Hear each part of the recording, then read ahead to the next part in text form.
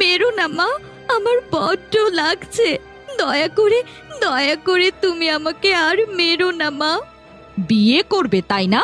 তোর খুব শখ বিয়ে করার। তুই যদি বিয়ে করে এ বাড়ি থেকে চলে যাস তাহলে বাড়ির কাজকর্মগুলো কে করবে? তাছাড়া আমার মেয়ে সোহিনী থাকতে আমি তোকে কোনো বড় লোকের ঘরে বিয়ে করতে দেব না। তোমরা এসব কি করছো? বনলতাকে এভাবে মারছো কেন? না না, ওকে ছেড়ে দাও বলছি, এখনই ছেড়ে দাও, তা না হলে কিন্তু খুব খারাপ হয়ে যাবে। চলে এসেছে একেবারে বনমালা অন্তঃপ্রাণ। নিজের নাতনির প্রতি কোনো টান নেই, সারাক্ষণ শুধু বনলতা আর বনলতা।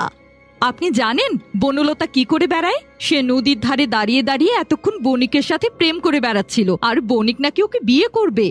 তাই নাকি? আমার বনলতার বিয়ের সম্বন্ধ এসেছে।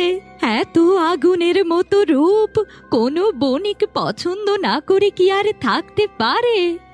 বুড়ি, এখনো সময় আছে, এই বনলতাকে তুমি বোঝাও, তা না হলে কিন্তু তোমাকে আর বনলতাকে আমি একসাথে বাড়ি থেকে তাড়িয়ে দেব। একবার নিজের দিকে তাকিয়ে দেখেছিস তোর কোনো দিন বিয়ে হবে না। তোর মতো কুৎসিত দেখতে মেয়েকে এ পৃথিবীর কেউ বিয়ে করবে না। এত বড় কথা আমাকে বলতে পারলে আমিও দেখব ওই বণিকের সাথে কার বিয়ে হয়।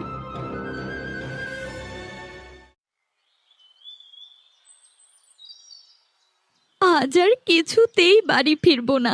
এত অন্যায় অপমান আমি আর নিতে পারছি না। প্রয়োজন হলে যেদিকে দু চোখ যায় সেদিকেই চলে যাব।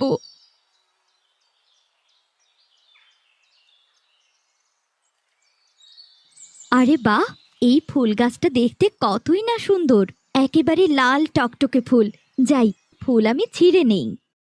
দয়া করে আমাকে ছিঁড়ো না, আমার গায়ে হাত দিলে আমার তীব্র ব্যথা হয়। এবার বলো দেখি তোমার কি চাই, আমি তোমার একটা ইচ্ছে পূরণ করব। না না, আমি তোমার গায়ে হাত দেব না, ভয় পেও না। আর তোমাকে আমাকে কিছুই দিতে হবে না। তুমি চাইলে আমাকে ছিঁড়ে ফেলতে পারতে, যেহেতু তুমি আমার গায়ে হাত দাওনি, আর তাই আমি তোমাকে একটা উপহার দেব।